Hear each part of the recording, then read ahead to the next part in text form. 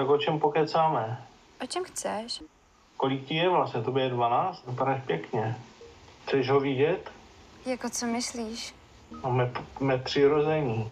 Jako proč? A pojď, já ti ho ukážu. Chystáme celovečerní dokument o zneužívání dětí na internetu. Proto vlastně hledáme hodně mladistvě vyhlížející dospělou ženu. Pokud bychom vás vybrali, tak byste v podstatě hrála, že vám je těch 12 let. Největší a nejdůležitější je určitě tenhle domeček, který mi vyřezával táta.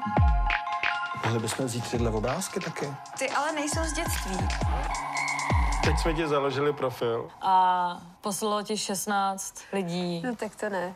Tohle prostě, To ne, jak tohle to jede jako 5 minut, to jede.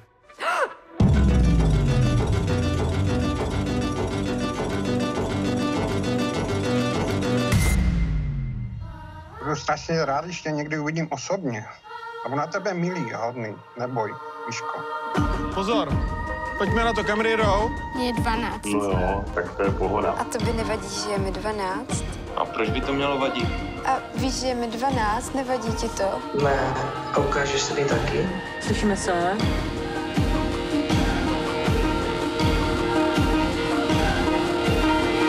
Je tady. A co mamka? Jí o tom?